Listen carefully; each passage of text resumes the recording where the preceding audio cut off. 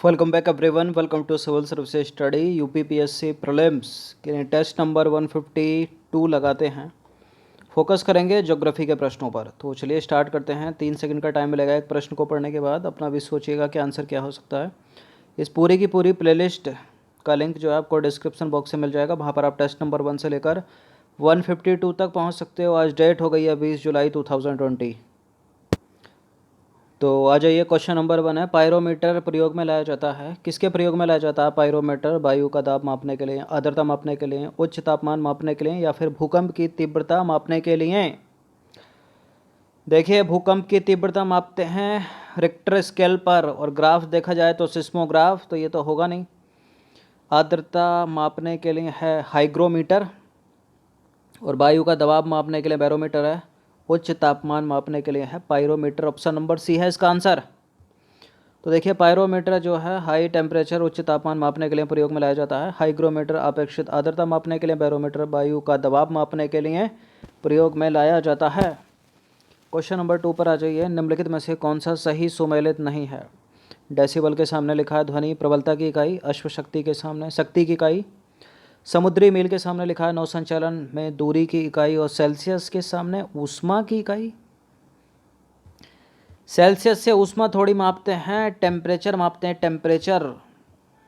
तो देखिए, सेल्सियस पैमाने का आविष्कार किया था स्वीडन के वैज्ञानिक, नाम उनका सेल्सियस ही था, जिसके द्वारा तापमान को मापा जाता है, टेम्परेचर को मापा जाता है।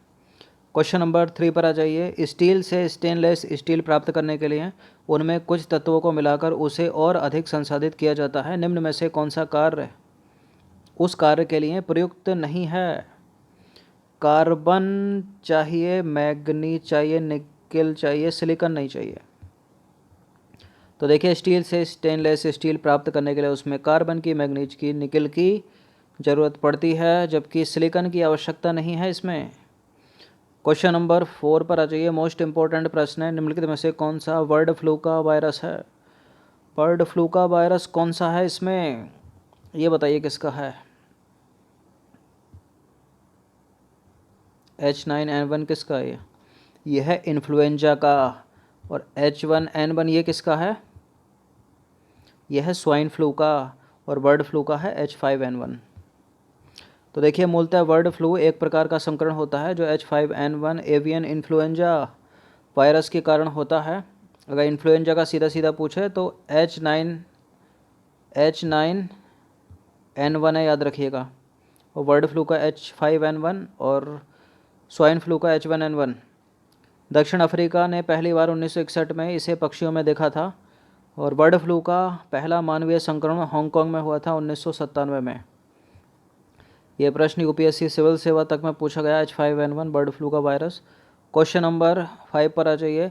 निम्नलिखित में से कौन सी ड्रग गिद्धों की जनसंख्या में कमी के लिए उत्तरदायी है? कौन सी है इनमें? Diclofenac sodium, option number C है इसका आंसर। तो डिक्लोफेनिक सोडियम जानवरों के लिए जो है वो दर्द निवारक दवा के रूप में प्रयुक्त होती है। और भारतीय उपमहाद्वीप में गिद्धों के समाप्त होने का महत्वपूर्ण कारण डिक्लोफेनिक नामक दर्द निवारक दवा ही है, क्योंकि जो गाय मवेशी होते हैं ना, उनको दी जाती है, वो मर जाते हैं, उनको छोड़ दिया जाता है, तो इनको खाते हैं, खा कर गिद्ध जो है सारे इसी तरह विलुप्त हो गए भारत से। क्रिटिकली इंडेंजर्ड है गिद्ध इस समय। क्वेश्चन नंबर 6 पर आ जाइए। धावन मशीन मतलब वॉशिंग मशीन का कार्यकारी सिद्धांत किस पर कार्य करता है? मोस्ट इंपॉर्टेंट है ये भी। अपकेंद्रीकरण, अपोहन, उत्क्रम, पराशरण या फिर विसरण पर? वॉशिंग मशीन कार्य करती है अपकेंद्रीकरण पर। ऑप्शन नंबर ए है इसका आंसर। तो देखिए, वृत्तीय गति में अभिकेंद्रीय बल के अतिरिक्त एक अपकेंद्रीय बल भी काम करता है। यह अभिकेंद्रीय बल के विपरीत बाहर की तरफ लगता है। दूध से मक्खन निकालना तथा कपड़े धोने की मशीन का कार्यकारी सिद्धांत अपकेंद्रीकरण के उदाहरण हैं। अपोहन द्वारा गुर्दे के खराब होने की स्थिति में रक्त का शुद्धिकरण किया जाता है, डायलिसिस जिसको बोलते हैं। क्वेश्चन नंबर 7 है, स्वर्णकारों द्वारा प्रयोग में लाई जाने वाली रत्ती किसके बीजों से प्राप्त होती है? किसके बीजों से प्राप्त होती है? कवकों से नहीं, शैवालों से नहीं, अवृत पादपों से नहीं, अनावृत बीजी पादपों से। तो स्वर्णकारों द्वारा प्रयोग में लाई जाने वाली जो रत्ती होती है वो अनावृत बीजी पादपों से प्राप्त होती है। पादपों का मतलब पौधों से, प्लांट से। इनमें से किस पेड़ के बेर का प्रयोग चंगेज खान ने अपनी सेना में ऊर्जा को बढ़ाने के लिए किया था? किस पेड़ के बेर का? Sea buckthorn. किसका? सी बकथॉर्न का। तो देखिए भारत के लद्दाख की पहाड़ियों में सी बकथॉर्न नामक औषधीय तथा पौष्टिक गुणों से युक्त वनस्पति पाई जाती है। इस पेड़ के बेर का प्रयोग चंगेज खान ने अपने सैनिकों की ताकत बढ़ाने के लिए किया था। रूसी अंतरिक्ष यात्रियों ने इस पौधे के तेल का प्रयोग कॉस्मिक विकिरण से बचाव के लिए किया था।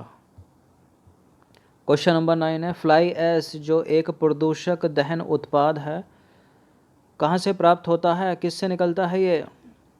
पत्थर के कोयले को जलाने से, लकड़ी के कोयले को जलाने से, डीजल या मिट्टी के तेल को जलाने से, पेट्रोल को जलाने से, या सीएनजी से? किससे होता है ये प्राप्त? फ्लाई ऐश जो एक प्रदूषक है, दहन उत्पाद है किसका? पत्थर के कोयले को जलाने से निकलता है ये कोल। तो पत्थर के कोयले को जलाने से जो है फ्लाई ऐश नामक प्रदूषणकारी राख निकलती है, जिसका प्रयोग कहाँ पर होता है? ईंटों के भट्टे में। क्वेश्चन नंबर 10 पर आ जाइए। हमारे शरीर में अम्लीय तथा क्षारकता के बीच जो तत्व संतुलन बनाए रखता है वह कौन सा है? हमारे शरीर में अम्लता और क्षारकता के बीच जो तत्व संतुलन बनाए रखता है उसका नाम है वही जो चट्टानों के रूप में विद्यमान है, फास्फेट के रूप में, फास्फोरस। Option number A. तो फास्फोरस हमारे शरीर में अम्लता व क्षारकता के बीच संतुलन बनाए रखता है। प्रकृति में चट्टानों में है विद्यमान फास्फेट के रूप में। वो वहाँ से अपक्षय होकर ये जो है मिट्टी में चला जाता है और वहाँ से ग्रहण करते हैं इसको पौधे, फिर ग्रहण करते हैं उन पौधों को खाकर शाकाहारी जीव। क्वेश्चन नंबर 11 पर आ जाइए। निम्न में से किस विटामिन में कोबाल्ट होता है? कोबाल्ट होता है इनमें से साइनोकोबालामिन में। साइनोकोबालामिन वैज्ञानिक नाम है विटामिन बी12 का। तो विटामिन बी12 में कोबाल्ट होता है। विटामिन बी12 न्यूक्लिक अम्लों के संश्लेषण तथा रुधिराणुओं के निर्माण में भाग लेने वाले एंजाइमों का सह एंजाइम होता है। यह वृद्धि के लिए आवश्यक होता है और एनीमिया के उपचार के लिए इसके इंजेक्शन लगते हैं। इसकी कमी से तंत्रिका तंत्र की कार्य की गड़बड़ हो जाती है। क्वेश्चन नंबर 12 पर आ जाइए। हृदय की धड़कन नियंत्रित करने के लिए निम्न में से क्या आवश्यक है? सोडियम, गंधक, पोटेशियम या फिर लौह? क्या आवश्यक है हृदय की धड़कन को नियंत्रित करने के लिए? पोटेशियम। Option number C. तो हृदय की धड़कन को नियंत्रित करने के लिए आवश्यक है क्या? पोटेशियम। तो आप उन तत्वों को अपने भोजन में लीजिए जिनमें पोटेशियम जो है वो पर्याप्त मात्रा में होता है। क्वेश्चन नंबर, केले में भी पोटेशियम है। क्वेश्चन नंबर 13 पर आ जाइए। दृष्टि पटल या रेटिना पर जो प्रतिबिंब बनता है, मोस्ट इम्पोर्टेंट है प्रश्न, कैसा बनता है? प्रतिबिंब कैसा बनेगा? आपके घर में जो प्लेन मिरर होता है उसमें प्रतिबिंब कैसा बनता है? रियल बनता है ना। तो इसमें रेटिना पर जो प्रतिबिंब बनता है वो, अब रेटिना आपकी छोटी सी तो आँख होती है, अब ऐसे तो नहीं अब पूरे से बड़े छोटे दिखाई दोगे ना, तो वस्तु से छोटा बनता है और उल्टा बनता है, इन्वर्टेड बनता है, सीधा नहीं बनता है, याद रखने का। रियल बनेगा मतलब आप हो तो आप ही दिखाई दोगे, उसमें कोई दूसरा नहीं दिखाई देगा। और नॉर्मल जो आपकी हाइट है उससे छोटा दिखाई दोगे और जो है उल्टे दिखाई दोगे यदि किसी की दूसरे की आँख में आपका प्रतिबिंब दिख रहा है तो देखिए दृष्टिपटल नेत्र का भीतरी तंत्रिका स्तर है। यह अनेक परतों का बना होता है जिसकी रचना तंतुओं, तंत्रिका और कोशिकाओं, शलाकाओं, शंकुओं से होती है। जब किसी वस्तु से निकली प्रकाश किरणें नेत्र में प्रवेश करती हैं तो कैमरे के नेगेटिव की भांति वस्तु की वास्तविक उल्टी तथा छोटी प्रतिमूर्ति नेत्र की रेटिना पर बनती है। ध्यान रखिएगा वस्तु से छोटी होगी, उल्टी होगी, इन्वर्टेड होगी और रियल होगा। रियल, इन्वर्टेड और स्मॉल। रियल, इन्वर्टेड और स्मॉल, ये तीन चीज़ें आपने याद रखनी है रेटिना पर बनने वाले प्रतिबिंब के बारे में। क्वेश्चन नंबर 14 है। निम्नलिखित में से कौन सा हार्मोन उड़ो या लड़ो की धारणा से संबंधित है या उड़ो या लड़ो के नाम से जाना जाता है? इसको फ्लाइट और फाइट हार्मोन्स भी बोलते हैं। तो बताया होगा पहले भी, इसका नाम क्या है? इंसुलिन नहीं, एस्ट्रोजन ये भी नहीं है, ऑक्सीटोसिन ये भी नहीं है, फिर कौन सा है? एड्रेनलिन। तो एड्रिनल ग्लैंड से निकलता है एड्रिनलिन। तो देखिए एड्रिनलिन हार्मोन जो है अनुकंपी तंत्रिका तंत्र से नियंत्रित होने वाली कोशिकाओं को नियमित करता है। यह कार्यकारी अंग को प्रभावित करता है। एड्रिनलिन हमें संकटकालीन परिस्थितियों का सामना करने के लिए तैयार करता है। गुस्सा करना, डर करना मतलब डर जाना, उसके समय उत्पन्न होने वाले हाव भाव एड्रिनलिन के द्वारा ही उत्पन्न होते हैं। क्वेश्चन नंबर 15 पर आ जाइए। हमारे शरीर के पृष्ठ के नीचे जो वसा होती है वह निम्नलिखित में से किस एक के विरुद्ध बाधा के रूप में कार्य करती है? शरीर से नमक को नहीं निकलने देती, शरीर से ऊष्मा को नहीं निकलने देती, शरीर से आवश्यक तरल पदार्थों को नहीं निकलने देती, या फिर वातावरण से हानिप्रद सूक्ष्म जीवों के प्रवेश को रोकती है। सही उत्तर है इसका ऑप्शन नंबर ए, शरीर से ऊष्मा की हानि नहीं होने देती। तो देखिए कार्बोहाइड्रेट्स की भांति वसाएं भी कार्बन, हाइड्रोजन और ऑक्सीजन के यौगिक होते हैं, परंतु इनमें कार्बन तथा हाइड्रोजन की मात्रा बहुत अधिक तथा ऑक्सीजन की मात्रा बहुत कम होती है। इसलिए वसाएं जल के अणुओं की ओर आकर्षित नहीं होती, अर्थात ये जल में घुलनशील होती हैं।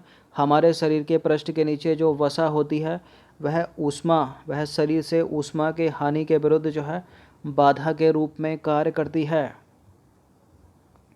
तो 15 प्रश्न थे इंपॉर्टेंट, अच्छे से इसका रिवीजन कर लीजिएगा 1 से 2 बार। आपने देखा होगा पेंगुइन की चमड़ी कितनी मोटी होती है, उससे क्या होता है बॉडी जो है वो हीट उसकी अंदर की बाहर नहीं आने देती और ये उससे उसकी ठंड से रक्षा करती है। तो 15 प्रश्न थे इंपॉर्टेंट, अच्छे से इसका रिवीजन कर लीजिएगा 1 से 2 बार। धन्यवाद।